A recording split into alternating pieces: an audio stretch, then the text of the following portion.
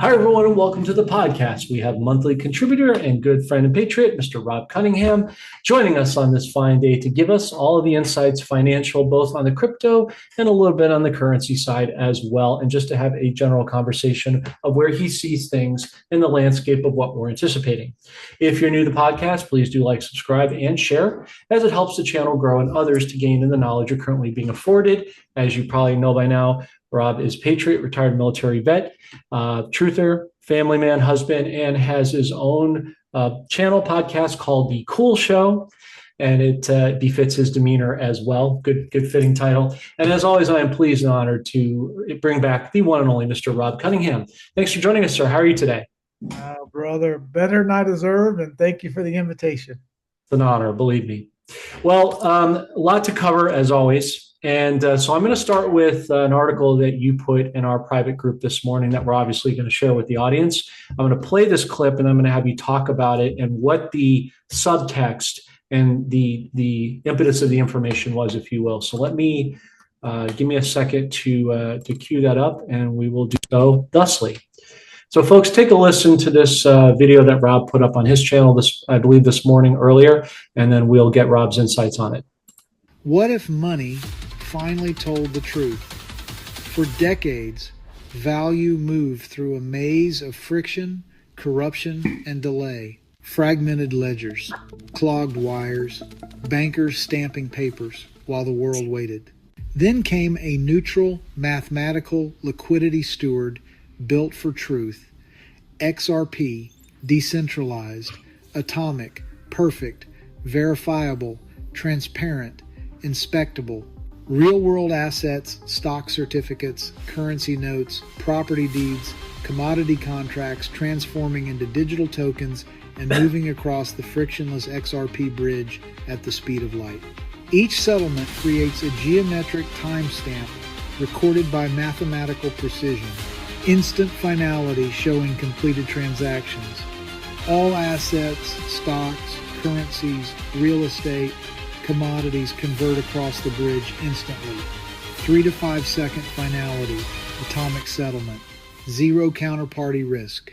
This is what happens when divine law meets mathematical perfection. Trillions in frozen Nostro Vostro accounts melt into flowing liquidity. Idle capital becomes unlocked. Fraud loses its hiding place. Hidden books disappear forever. For the first time, every asset can flow with perfect clarity. Real-world assets tokenizing in real time. Homes, ships, bonds, invoices, contracts, moving across the XRP bridge harmonically. Traditional legacy practices fracture bank buildings, clearinghouses, correspondent networks dissolve like dust in the wind. Beneath the collapsing old system, a bright, clean network of direct connections reveals itself, showing the elegant simplicity of the new paradigm. One rail for all value. The old financial middleman layers dissolve like dust. No rent seekers, no intermediaries, no lies. Markets become trustless because trust lives in the math. Every person gains equal access to global opportunity.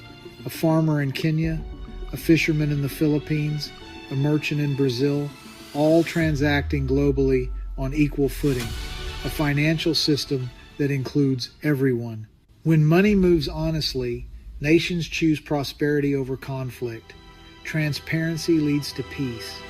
The world transforms when value flows without friction. This is the moment the world changes. XRP, the liquidity layer of a global renaissance. What if money... Okay, let me stop this there, Rob. So thank you so much for that, first and foremost, for that a beautifully detailed presentation laced with clarity. So let's to unpack here. You said the thing I was hoping you would say at the very beginning. Let's take this like an elephant, a piece at a time. So we had on some people on our podcast earlier this week. We only bring on people that we believe in and trust and respect, like yourself. So what they said was great information, but it created a bit of a schism in the community, and we need to settle this once and for all, and you're the perfect person to ask. There's been this consternation and debate about XRP versus Bitcoin, which one's legit, which one is not. Is Bitcoin going to be shifted out from nefarious to be, backed by gold and be run by Trump and the Patriots? So that's a sub question, but I'll tie it into the big question. Some believe that for whatever reason, XRP is not decentralized. We believe it is. We also believe it's going to be the backbone of the overall blockchain. So settle the debate. Is XRP decentralized, and how does it work, if at all, with Bitcoin going forward? True. Yeah, that's a great question. Just to keep in think, can you go back to that post this morning very quickly? There's a top 10 list. I would like to just on your video, you mean? Yes, on my video. Yeah, just go back to the screen, but above it on the post, there's a top 10 list that I think if you'll scroll up. Let me go to that. Hold on a second here. Yes, I see it here. Okay. Okay. So let's maybe blow your screen up just a little bit. And the 10 most profound benefits of XRP as a global liquidity steward. Okay. And the reason I want to paint this bigger picture, and then we can talk about houses, ducks, goats, Bitcoin, stocks, bonds, certificates, gold, silver, whatever we want to talk about. Sure. But let's look at the framing. Let's look at the body first. Okay. The body of, the scripture tells us we really only have one choice in this world. That's to honor and worship God or not. That's our choice. All the things of this world, status, title, ego, pride, whatever we want to chase after, or God, right? And so if God is the creator and God is the lawgiver and math is a law, can we place our trust in mathematical purity or banker John says? So when you realize that money is merely a trust system, it's supposed to be a medium that stores value, a medium of exchange, and a unit of account. So a monetary system is a system of truthful ledgering, truthful accounting, honest bookkeeping so that everybody knows I owe you or you owe me. Where's the title? Where's the asset? And who's the owner? If you can scramble that egg and nobody knows, or you can have secrecy or hidden hands or malfeasance, or you think you're in a two-party contract, but there's 6 agents involved. There's the hidden hand of inflation. There's the hidden hand of taxation. There's the hidden hand of 6-day delays. If you've got all of these interlopers in between a two-party system, you break the infrastructure of trust. So this is really a binary scenario, John. It's true or false, pregnant or not pregnant, 2 parties or more than 2 parties, right? Math is verifiably, scientifically, absolutely, perfectly correct or not correct. So when you're transferring property and you're verifying something as a mathematical transaction, and in that tokenization, you can absolutely verify whether I own property or I transferred it to you. If I owe you or you owe me, it happened or it didn't happen. The fees were X or the fees were Y. There was 2 parties involved or 7 parties involved, right? Everything can be verifiable, allowing a man to honor his oath, verify and attest to truth, then ledger that truth on a book, and then make certain that that book is available and transparent to hold everyone accountable to the truth that was verified, settled, and ledgered and is now inspectable. If we don't have an honest monetary system, we have Babylon. We have an honest system and we don't. So the 10 most profound benefits of XRP, think of XRP as liquidity, purified water, purified transfer, no hidden hands, point A, point B, my property, your property, settled, done, gone. No middleman, no agents, no hidden fees, no inflation, no debasement, no funding the NGOs, no endless banker wars, no skimming off the top, none of that. We have an honest monetary system. And the Uber driver that transfers all of this property back and forth in 3 to 5 seconds never owns anything, can't own anything. It's just an Uber driver. That's all XRP is. It's an Uber driver.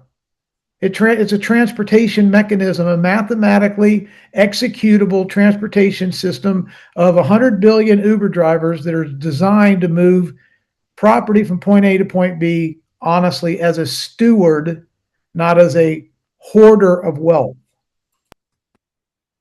The XRP system does not hoard wealth. It transfers property in seconds with mathematical certainty, or it doesn't. And what's decentralized about XRP, John, is, let's say, just rough numbers, just for fun. We'll say there's 300 distributed consensus validators around the world that are unpaid, but they're verifying the mathematical absolutism of you're you and I'm me, and I have property and I sent it to you and you received it and it's done. You have to get an over 80% consensus that that actually happened. Mathematical verification that you're you, I'm me, my property, your property. There aren't anybody, but what was the fee? The whole ISO thing was about opening up transparency so the calculation can happen. And all of these decentralized 300 to 500 parties around the world can come to an 80% or greater consensus that that's a valid, oath-honoring, truthful, mathematically verifiable transaction, recorded, settle it on the books, record it, and be done with it.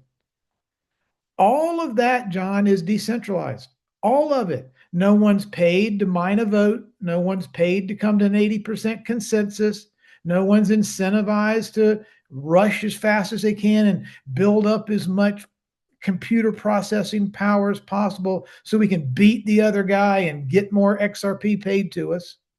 It's a stewardship mentality of decentralized UNL providers that are doing it because stewarding an honest monetary system is good for mankind. They're not doing it for their pocketbook. And all those that do it for their pocketbook can't understand and relate. Why would someone want to do that? Why would anyone want to be a good steward to have peace on earth, wealth abundantly shared, point to point, person to person, entity to entity, without a rent seeker in the middle taking their pound of flesh? Who the hell would ever want to do that? God. That's probably the way he created the place, and wealth and abundance, and have us reign. And Jesus wasn't against trade. He wasn't against commerce. He wasn't against business. He was against fraud. He flipped over the money changer tables because they were rent seekers, liars, cheaters, skimmers, warmongering, control freak narcissists who made themselves God. And that's why he flipped over the tables. And XRP flips over the tables in 195 nations and lets everybody get along. And now what it ultimately does, John, is it's going to allow Brazil to be Brazil, Japan to be Japan, America to be America, and Russia to be Russia. Transparency, palms up, and profit is more profitable than war. You're not going to be able to make money by creating wars and then printing money out of thin air with fractional reserve lending that don't meet the guidelines of a stable coin, and just build up your army so that you can kill as many people as possible and gain as much treasure as possible. That business model is defunct. And so we can place our trust in corrupted corporations, or we can place our trust in God's math. Those are our two options. Love it. Love it. Great summary. Thank you, Rob. I mean, and just to put my own, if I can, little sort of what I heard you say, spin or interpretation on it, XRP is basically the new financial highway of things. And no. XRP is an intermediary bridge token. The XRP ledger is the highway. Ledger. Okay. XRP ledger is open source code, free to the world, and held in public trust for humanity. The owners of the XRP ledger are not an NGO, not a corporation, not Ripple, not the United States, not a conglomerate. It is an open source code accessible to the world. Anyone can build on it, period, full stop. Okay. So the XRP is the liquidity engine. It's the banker, it's the accountant, it's the correspondent banker, it's the middleman, it's the settlement layer, it's the truth layer, it's the validating layer, it's the compliance layer, it is the Uber that gets you from point A to point B, but the Uber is not the road. The road's a public highway for everybody. And the XRP, most people, John, will never know they can't describe how the Tesla electric car works and the batteries and the cameras and the self-driving automation of it, but they can enjoy the heck out of it and drive it and love it and buy it and think it's a great car. And they don't have to explain the inner working electrical quantum physics and self-driving technology, microchips and satellite communications back and forth to make the Tesla car drive. But you can't deny that it works and that it drives. And so the XRP is sort of that Tesla designed Uber that gets property between, again, this is the most important thing about this, is the highest form of moral law on earth is mutual consent. You're a sovereign and I'm a sovereign. We were given power to reign. If you say yes and I say yes, and we want to swap a house painting for lawn mowing or chicken eggs for bacon, done. We should not have to ask for permission from a rent-seeking controlled regulator. God gave us authority to reign and free trade and exchange, life, liberty, pursuit of, even our Constitution said all rights come from God. Life, liberty, and pursuit of happiness is our business, not the swamp's business. And somehow or another, we forgot that. We forgot who we are, whose we are, not only as sons and daughters of God, but as constitutional oath-keeping Americans. We lost our identity and we let Joe Biden or Barack Obama or George Bush or anybody else tell us what we can and can't do, because that's what the bankers want them to do. Because it's the bankers that put them in place and put the systems in place. So this trust mechanism cuts out all that intermediary between two parties, whether the two party is Rob and John or Rob and God. That's mutual consent. I don't need somebody, a middleman in between Rob and John, Rob, banker, John, Rob, preacher, God. Right. I don't need that middleman friction in between the highest form of moral law, which is two-party consent. Now, two people can be wrong. Two people can both decide to rob a bank, but those two people then get the consequences of robbing the bank, right? And they have to eat their own dog food.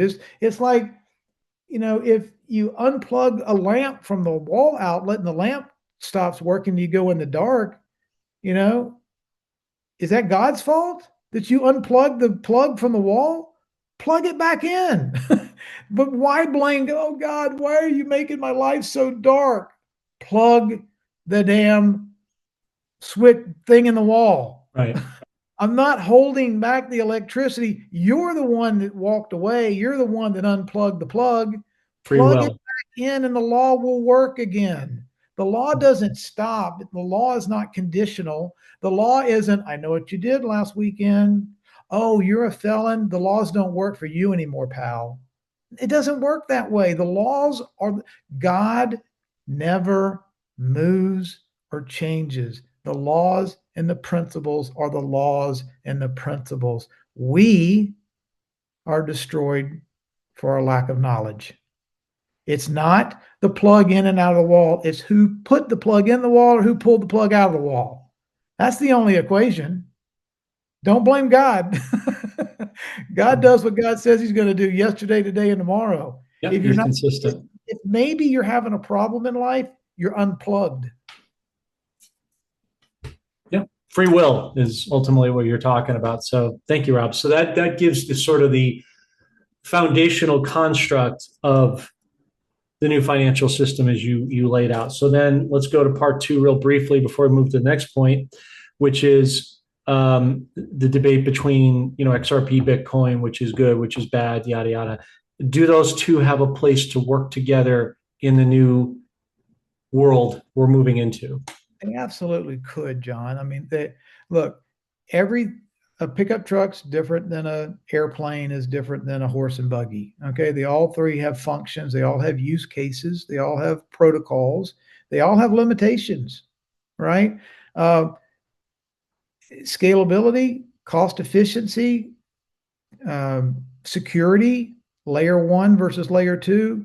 One's a DEX, one's not necessarily a DEX. One allows smart contracts on the layer one doesn't. One can operate for 0.00000 pennies on a transaction. One can't. One can settle in 5 seconds. One can't unless you add it a layer two. You add a lightning network on top. Now you're bringing layers and potential, risk and vulnerabilities to the equation. Could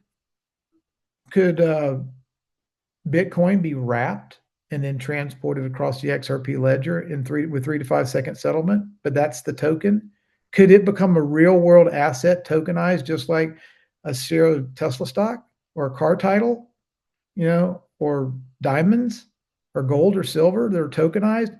It's important to understand, John, tokenization is just a string of mathematical digits that will be compliant as to who owns the title and who owns the property, the physical property, the stock certificate, the diamond necklace, the Bitcoin, the horse and the buggy, the land, the cowboy hat, whatever you want to tokenize.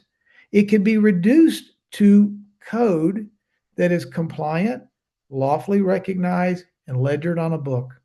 That's why you can make anything. If you had two things that were exactly the same thing, you had two used Honda Accords, exact same color, exact same mileage, no accidents, nothing about it, and they were exactly identical, but one was tokenized and one wasn't. What does that mean?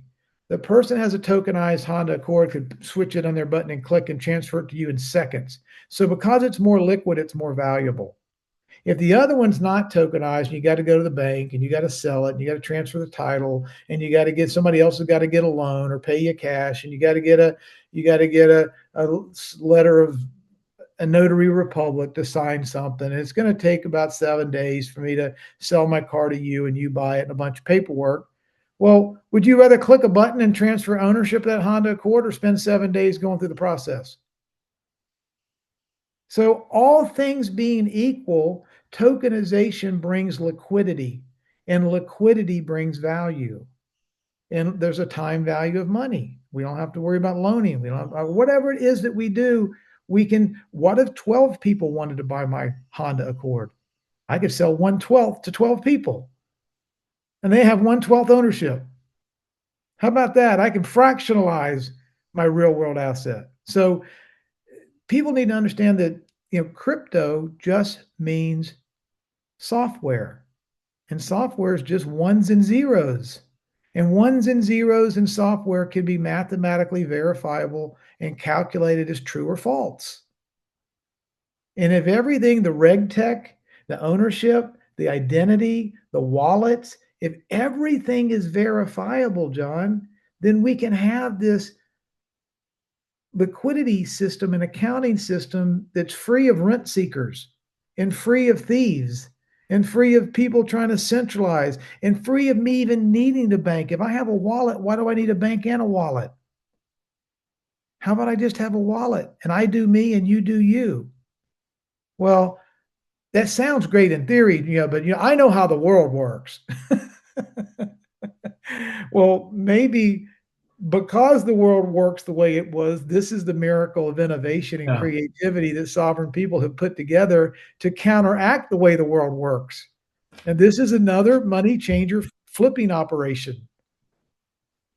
Well, we know how the world worked, past tense, in corruption, and now we have a chance to undo it with peer-to-peer direct businesses, doing business together without the third party, like you said, which is just going back to constitutional law. Well, it's going back to what Jesus said.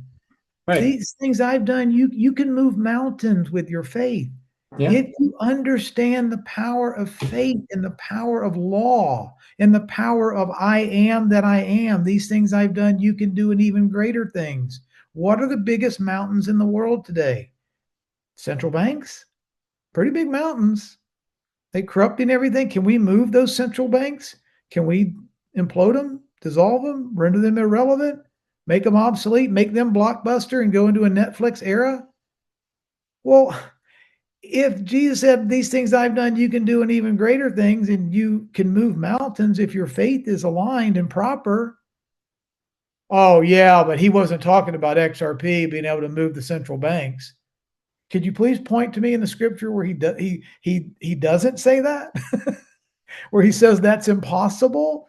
All we're doing is using creative math and technology and light, let there be light, and technology and mathematics to solve the problem that the central bankers have brought on this earth. Who's going to tell me that God does, I don't know if God's going to like you using light and technology and wallets and transparency and honesty and truth. And That doesn't sound frequencies. much. Decentralizing your authority to you as a sovereign individual doesn't sound too godly to me. Well, wait a minute. Wait, he said, let them reign. Oh, maybe it does sound pretty sovereign. It's like, who knew, right? And And the thing is, John, all of this is being operated and implemented on mutual consent. Brazil and America can do business together or not. Russia and India can do business together or not. Turkey and Qatar can do business together or not. There's no United Nations or NATO or WEF or World Economic Forum or anybody else putting them in a chokehold and saying, you're going to use it, you got to do this. I mean, one of the reasons that Trump has redone every tariff agreement and every trade deal is it had to go back to mutual consent. We had to get that third party, embedded interloper out of all of the dealings. We got to take the hijacker out. And the Federal Reserve is the hijacker between the Treasury and the sovereign citizen. How do we get rid of the Federal Reserve? We get rid of the Federal Reserve note. So we have a US dollar that's between the US Treasury and the sovereign citizen. We get rid of the debt note. Now we have a true, honest dollar that's a unit of account, a store of value, and a medium of exchange. And it can be used between sovereigns in a two-party consent without a middleman Federal Reserve debt note in between the Treasury and the citizen. That's the thief. We have to eliminate the thief. That's why we have to end the Fed. Exactly. And just nationalize the country back to constitutional law under God's providence, as you said. So last question, Rob, before we move on to some other things. The Fed, unsurprisingly, did a 25 basis point rate cut. We knew it was predictable. Powell's a yes man. He's being phased out. And Trump's talking about more aggressive rate cuts. Clearly, he's going to blow this last illusionary Fed bubble optically up and, usher in the new system we've been talking about. My question being, how important is this rate cut today in terms of the crypto bull runs that we're anticipating for XRP and many other coins that will make it through the Rubicon? Directionally, it's everything. We're going in the right direction. You may or may not have heard this earlier today. I saw a clip. I think it was from Barron Trump's account or something, but didn't matter who it was from because I heard the man himself say it.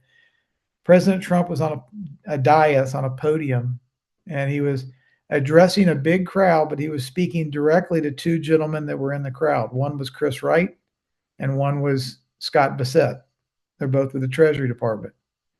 And President Trump, as you know, this is a rolling narrative. This is stuff has already been decided upon and done. This is just introducing this at a pace the average person can accept and the markets won't freak out over. Right? So this is about a pacing of how much tolerance and how much capacity we have as a nation and a culture and markets to be able to understand the new world that we're going into. But this is what he socialized earlier today. You ready? My understanding is, Too Late. Everybody knows who Too Late is, right? Yeah, he's not. He's an evil man. He's not. It's not that he's just too slow. He's evil. But anyway, my understanding. Scott, verify me on this now. Scott, Chris, can you tell me it looks like 4 of those Fed governors were put into office with the auto pen. Is that right? Is it 4? He's telling the world that the fraudulent, unlawful, illegal Fed governors that actually vote on interest rates were auto-penned in, which means I have the power to fire them tomorrow and put my people in. And me and my people are taking interest rates to 1%. You don't spook the markets and joke about claiming 4 of the 5 Fed governors were auto-pinned in unconstitutionally and unlawfully by the Biden, unless you're planning to do something about it. Why would he set himself up to say, I know what you did last weekend, but I'm too cowardly to do anything about it? Right. He wouldn't. He's foreshadowing what's coming. And Yeah. a quarter basis point cut, that's cute, that's great, and that's quaint. That's just part of the narrative that's unrolling us towards 1%. When he or how fast he shows the exit door to these 4 people that were auto-pinned in, just like the auto-pin Supreme Court justice that can't define a woman. You know, I mean, we really don't have a law of land. We can't live under equal law for all people if you can't even define the law. So this is an unveiling of truth and what's to come, accountability and common sense and mathematical certainty and the laws of sovereignty. This is coming. If the law was broken, these guys are gone. And we all know the Fed's going away anyway, but we got to do it in a way that you don't want the markets to implode. And Right. it's a controlled demolition and a beautiful, unveiling of the new system. Absolutely. We already know, like you said, we've talked about this before. I've shown you articles. Audience has seen it that the Fed was baked into the Treasury back during COVID in 2020. So we already know that. This is for, as you said, the betterment of society to see in a way that they can accept the frog in the proverbial pot analogy, right? But it's overarching to, we're headed. I don't know if you saw the article I showed the other day. A gentleman on TikTok talked about January 20th, IRS is gone, ERS. Interesting, they put it on the corporate inauguration day instead of March 4th constitutionally, which we'll get to that towards the end. But I want to direct your attention, Rob, to the next thing I want to show you with the time we have. Just bear with me a moment here. This is something that one of our team members, John G, just sent me moments ago. I thought was interesting. Elon Musk, and I don't think this is the original one anyway, but that's another story for another day. As you said, the Biden, same narrative here. We talked about the Lord, the importance that he has in our lives, and to not obviously all, but many people on our channel who watch. And apparently, Elon is making a stunning admission about his faith in God. So I just want to play this brief clip, and then you can give your musings on that. Look up to the most? The Creator. What's your current position on God? God is the Creator. You don't believe in God, though, do you? Well, I believe this universe came from something. People have different labels. Online commentators applauded the admission, with this person saying, "Engineers respect the design, especially as studied as Elon Musk is. It becomes undeniable, it's handcrafted, 0% chance of chaos or randomization, fabricating what's happening." But not everyone is convinced, with this commentator saying, "Yeah, that's not what he said at all. He does not believe in God, he believes in science." Elon Musk then went on to talk about his time working with the Trump administration, surprisingly revealing that he would not work with Doge if he had his time again. I mean, the thing is, like, I think instead of doing Doge, I would have basically built, worked on my companies, essentially. So, and the cars, they wouldn't have been burning the cars. And whilst Elon Musk has been successful in playing his part to reform the US, Europe seems to be doing their best to create tension with the billionaire. So, I mean, I think you get the gist of it there, Rob, but what's your take on this, Elon? I mean, it's not an out on him saying he's a believer in Jesus Christ, but looks like potentially it's the start of the acknowledgement of at least something bigger than himself. What are your thoughts on what you saw? Well, it's so brilliant that we either have to believe 1 or 0 there's a designer or there's no designer. And if there's a designer, then there's laws and principles to make this design work. Just like if there's a designer of a laptop or a Porsche, or a guitar, it's designed for a coffee cup is designed by a designer for a purpose, period. And the designer and the creator is ultimately responsible, John, for the laws and the principles of how things work, the operating standards. So scientific, mathematical systems, the way the body works, the way the blood flow works, the way the heart pumps, the way the eyes work, the way the ears work, the energy and the vibration and the frequency are the physics, the quantum physics that make the design work. And if you understand those, you can maybe become a guy like a Nikola Tesla, or an Elon Musk. If you don't understand the design, but at the end of the day, the designs didn't anymore just make themselves up than a Tesla did, or I did. I didn't make myself. Coffee cup can't make itself. A Tesla can't make itself, but only those practitioners that understand the energy, vibration, frequency, the metallics, the mathematics, the chemistry, all the way things work together, the systems and the laws and the principles, can they put all of those together creatively, because the creator created creative co-creators to create. Right? I mean, we're here to work, we're here to manifest, we're here to go forth and be prosperous, we're here to populate, we're here to create, we're here to be good stewards. But creation is in our essence. But we can create for good, or we can create out of ignorance. We can create in alignment with laws and principles and find 0-point energy and find med beds and find XRP ledgers that let code travel around the world. We can do we think Alexander Graham Bell had this in mind? When we had copper wires and a little phone next to our ear, and we had to do one of these things, and or click, click, click, click. Betty, can you transfer me to 542?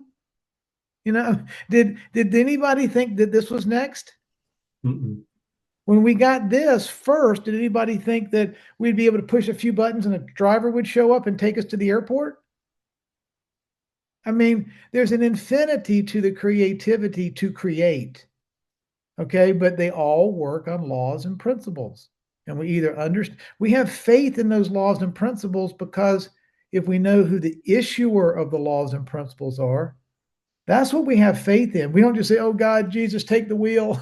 I'm not going to do anything, but Jesus, just grab my wheel and drive me to where I need to get. I mean, no, we have to drive with the faith that this amount of pressure makes the car go left, and this amount of pressure makes the car go right, and that thing in the middle is called a brake pedal. I still have to operate in the world of laws and principles. Jesus isn't going to do it for me. So what all that Elon is saying is there's a creator. Duh.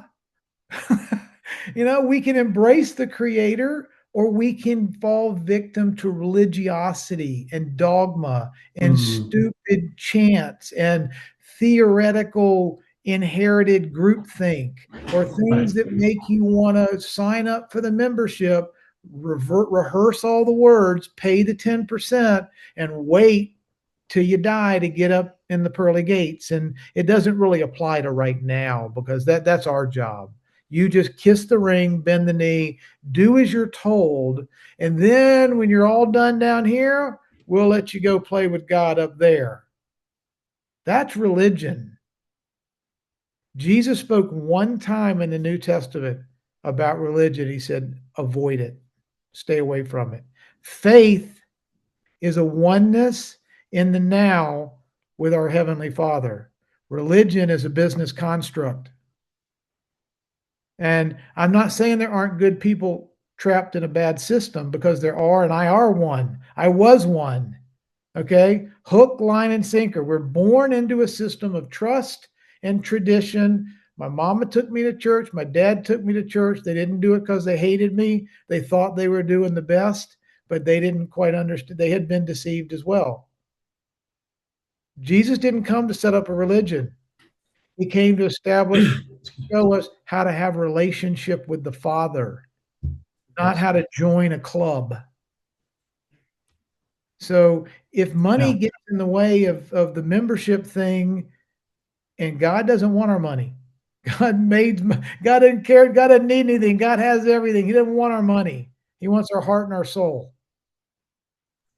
Exactly. I've been saying for a while, Rob, and you've heard it, the difference between religion and relationship. Religion's man's attempt to reach up to God. Relationships his innate ability to always reach down to us like an extenuation or a line of credit that doesn't end. And absolutely, as the old Carpenter song says, we've only just begun, especially on the learning side you were talking about earlier. And it's funny that you mentioned hardware, software, because I was actually having this conversation, and that's how I think of it as well. It's you didn't even see that. I don't know if you saw that show that we did, but I think of the currencies and other things as hardware, and the software, the cryptos. So it's funny that you mentioned that. It's very simpatico in the mindset. Speaking of hardware, I want to get your take on this, Rob. This came up just a little while ago today on, I believe it's Shafat News. The judiciary recovered 6 billion dinars from financial fraud cases, according to Hazem al-Sharif. So the continuation of global corruption and exposure continues in a nation that we're obviously watching closely. What are your thoughts on this? And I'm going to ask you, it's a tough question, but I'm not doing my job unless I ask you the question. I'm not looking for a date or a rate because we don't do that here. And I know you don't have a crystal ball, right? I know your audience doesn't expect that, but you do have depth and insight that is invaluable for all of us. How close is close? Because we hear that word and it's kind of like the old expression, you're the light of the salt of the earth, but if your salt loses its flavor, what does it mean? Similarly, that word close has over the years kind of worn thin, and it's jaded a lot of people to thinking close is a sort of a moral relativism. So what do you think about this movement with the exposure, and how close do you actually think we really are?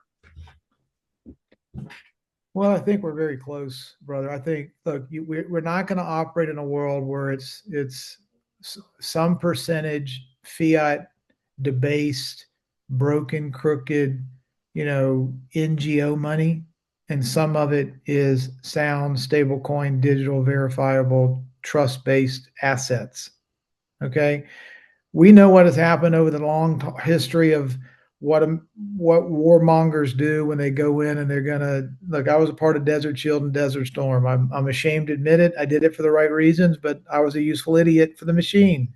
Okay, and they go in and they do shock and awe, and before they even start the war, they bomb the telecommunications, they bomb the banks, they bomb the runways, they bomb the highways, they try to destroy your ability to talk, function, think, travel, communicate, strategize, do anything. Part of that is knocking the currency down into the dirt. All right, and then you had a bunch of people from the Bush families on and the central bankers that went in and helped themselves aplenty to all the dinar they could put their hands on and all the gold they could put their hands on. And they raped and they worship money, power, and control. So they went in and helped themselves. Now we have to unwind that hornet's nest. We have to find out where's all the fraud, who stole all the money, what's the market look like? What are the back doors? What are the trap doors? What's the black market look like? What's the honest money look like? How do we bring Iraq up to a level honest broker and an honest player on a level playing field among 195 nations? There's an unwinding and a cleanup process that's taking place in Iraq, just like there is in America, just like there is in China, just like there is in Canada and Australia and everywhere else. We've got to, it's a frame off restoration of the old model, broken third-party NGO private rent-seeking debt enslavement system called central bankers with a new, honest, transparent, level playing field, brand new Netflix kind of honest monetary system. So any individual or any nation that's not able to compete on an honest monetary system has got to get its house in order. That's what's going on in Iraq. It's what's going on over here. But we need to do it in a way where we don't have anarchy, we don't have civil war, we don't have World War III. Because the people that live here only for one thing and one thing only, where the ends justify the means and they just assume shoot you and cut you up in 100 pieces and say hello to you, those people are still around. And when we flip the switch and we get a new honest monetary system, that doesn't eradicate evil. It just means the new system's honest.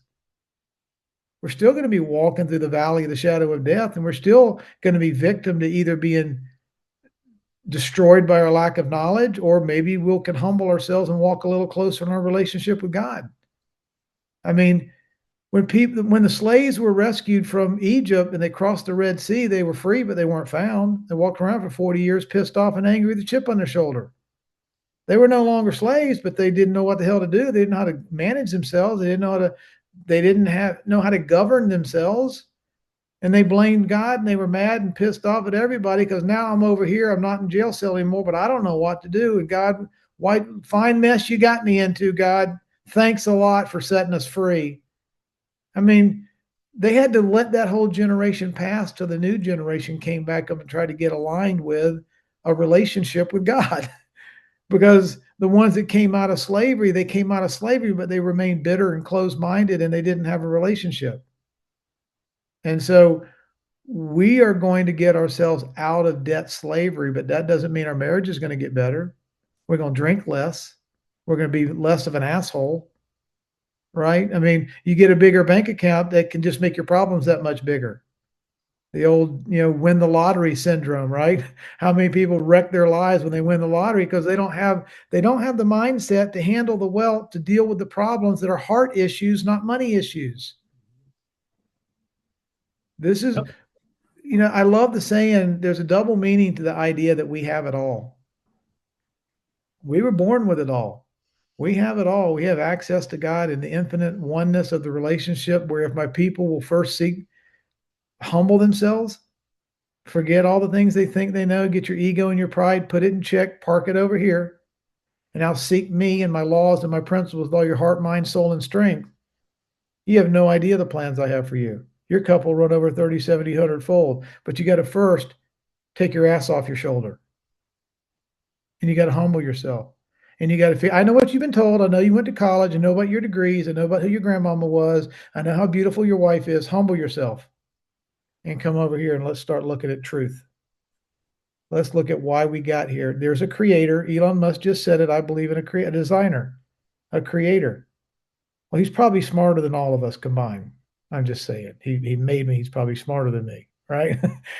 So the issue for us is going to be, will we humble ourselves to try to figure out what our purpose is and how this joint works? Or are we going to just keep leaning on our own understanding and thinking we can muscle our way through life, and and our gang can beat up your gang, or my brain is bigger than your brain, or my tribe is better than your tribe? And I mean, it's a simple binary decision. We're going to worship God, or we're not. That's the decision. We're going to figure out who we are and whose we are, or we're going to keep doing the same knuckleheaded crap we've been doing for 6,000 years. I mean, for 4,000 years before the cross, we had Adam's way and the Canaanites' way, and then we had Jesus show up, and now we're here 2,000 years later, but we have a clear understanding that we can do it the Canaanite way or that we can do it the Christ way. But we have the sovereign, for the greatest, most powerful gift on planet Earth is the two words, I will. I will choose to figure it out, or I will keep my ass on my shoulder and not. I will be curious. I will seek. I will be humble. I will submit. I will work hard. I will learn, and then I'll go and create, and I'll serve others. Or you shut up, Rob. I don't want to hear. That's all just one big conspiracy. It's one of the two, right? Right. That's my worldview anyway. Well, we know the answer, but thank you for that, Rob. So, I don't know if you saw the article I put up on Telegram, or I shared it with our group. Chinese gentleman, fairly young guy, and I have the article. I just don't have the time to put up right now, but I think he's got an IQ somewhere between 227, 250. It's one of the largest recorded IQs in human history. He himself, in the most succinct terms, said, "Jesus is the greatest decision you'll ever make," in parlance. I have seen that. You see that, so you know. Yeah. And I mean, it says to the heart of the matter what you're saying. So as we finish today's podcast, let me just circle back to the origin of our conversation with hopefully two relatively quick questions. One, so again, is the first quarter of next year when you say we're super close, does that look like a reasonable possibility? Yes. Yes. Okay, great. Thank you. And two, thank you for that. And two, it's another debate that, I've had this friendly but intellectually challenging discussion with some great guests in the past who have a great pedigree, no doubt. That's why they're here. But there's this big consternation, Rob. You might be able to help settle this as you did with the decentralization aspect of XRP. We clarified that, hopefully, for the audience. So, on the last question today, before we get to where people can find you, are XRP and things like Stellar Lumens, XLM, right? Are those pegged or backed to gold and silver? And if they're not, do you see them being pegged or backed by gold and silver in the near future? I see them backed by golden principles that are immutable and indestructible, golden laws, golden principles, one-to-one collateral, trust that's immutable, two parties, not three, mathematical certainty, ledgering, accountability, transparency. The golden principles are going to be backed by collateral. The transportation of that collateral can happen on the wholesale cross-border payment level or on a B2B level, kind of small, medium-sized business. Kind of like the ocean freighters bring over the big containers, and then the big containers get put on an 18-wheeler, and the 18-wheeler gets taken to the Walmart store, and the Uber Eats will bring it from the Walmart store to your house, whatever. I mean, you've got big, medium, and small transportation. You're going to have big, medium, and small wealth transportation systems. The big is going to be the cross-border XRP, the smaller intermediate intercompany conglomerate's going to be the XLM. I don't think XLM is going to care if it's moving a share of Tesla stock across the NASDAQ stock exchange or creating accounting metrics and systems within Franklin Templeton's portfolio of financial products. In essence, real world assets, a real world asset, and real world currencies have to meet the definition of a stable coin. Now, if countries around the world are going to be using gold and silver and platinum and diamonds and whatever else meets the 93-day T-bills or less that are going to meet a one-to-one collateral basis, and ultimately this treasury is going to be backed up by some gold in Fort Knox, right? But then directly or indirectly, there can be a gold linkage or silver linkage or a diamond linkage or a platinum linkage. But a one-to-one coin isn't going to be switching back and forth. Now that's gold back, that's silver back, that's copper back. That would pollute the interoperability in the 3 to 5 second settlement. But what will happen is there will be integrated reg tech within all of this. And a token is either true or false. Collateral is either true or false. Wallets are true or false. Identities are true or false. The transportation and the ledgering is going to be a little bit different from a ledgering system, whether you're doing XDC and trade finance or XLM and retail Stripe type payments from website vendors to customers, or trillions in treasury transfers from America to Brazil. Right? So the ledgering can all be somewhat of a different systemology, but the principles of truth have to be there. Ledgering has to be there. Accountability has to be there. Decentralization has to be there. Transparency has to be there. So I think people are getting caught up a little bit too much in the physical mechanics and the weights and the ounces of how many ounces are going to be in each treasury in 195 nations, and only gold is going to back an XRP transaction, but something other than gold is going to back the accounting system of XLM. I think that's just it's a misunderstanding of the system. Yeah, that's what, again, I agreed, which is why I wanted to try it again with your help, bring clarity to the audience of fact from fiction so that they can go, okay, this is what it is. This is what it isn't. This is most likely how it'll work to give people a verifiable or veritable roadmap going forward, particularly given what you just said about the imminency of what you see coming for the first quarter in the golden age. So that becomes paramount at this time. So thank you for that. So as we close, Rob, for today, because I want to respect you and the audience's time, last words for the audience, and where can people find your work, please? Sure. please I think of the law book, the creator law book. We're not left here to be thrown off the side and not know anything about laws and principles. Okay. That would be almost foolish to give a kid, a textbook and not teach them how to read. And they don't know how to read, but here's your text. I mean, you've got to understand how this place is wired together. One of those quantum laws and principles is you don't pour old wine in a new sack. Why? It'll ruin it. It'll explode it. We're not going to have debt notes inside of a digital asset monetary system. They can't travel fast. There's a rent seeker. They're issued by a private entity. They can print them out of thin air. There's no accountability. It's all built for debt enslavement and wealth extraction, not for sovereign liberty and free exchange between individual sovereigns. One system was made to make us slaves, and one system was to be stewards of our sovereign rights to create wealth and trade amongst one another. Okay. So if you can't pour old wine in a new sack, how do Federal Reserve notes fly across the XRP ledger?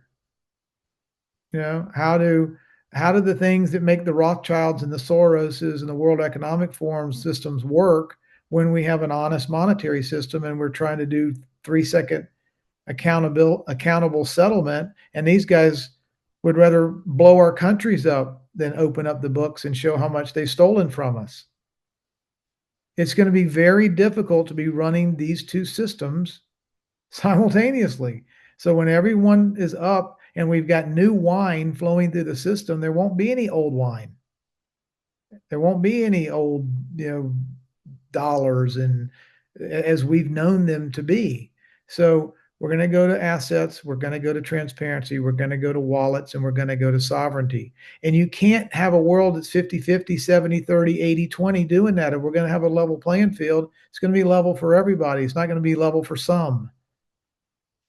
Or we're not going to have interoperability, and you're going to have people that are going to want to go to war with each other because the 70% is going to be, the 30% is going to be mad at the 70%, and the 30% is going to want to try to start a war with the 70%. I mean, if we're doing this to demonetize the all wars or bankers wars business model, you have to fully demonetize it. You can't just demonetize 70% of it, or we don't have world peace. We have acrimony split 70-30.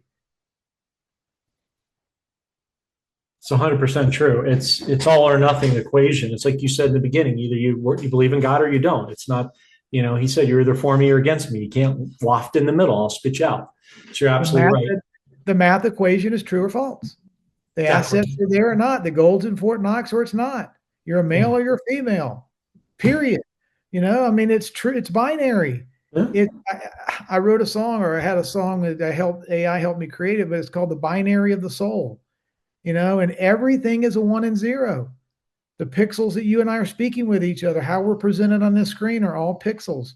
Everything's a 1 and a 0, and it's an on or an off, true or a false, night or day, dark or light. Everything's 1 or 0.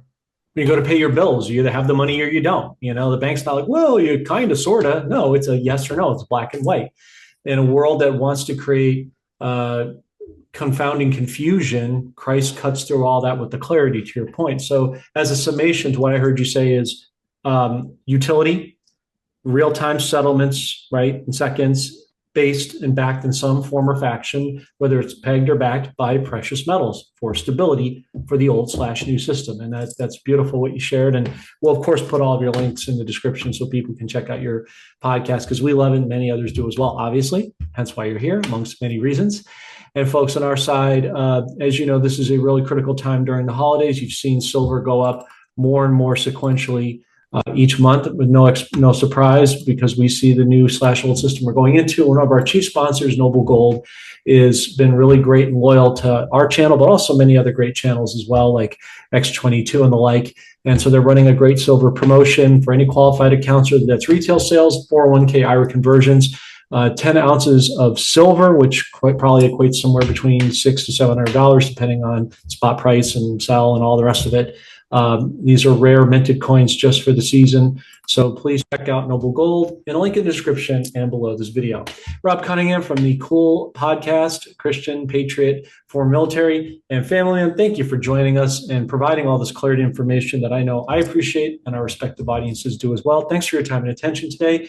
From all of us to all of you, have a very Merry Christmas in Christ and a very Happy New Year. And we look forward to seeing you in the near future. Merry Christmas, John. Thank you for having me. Well, it's an honor. Talk to you soon.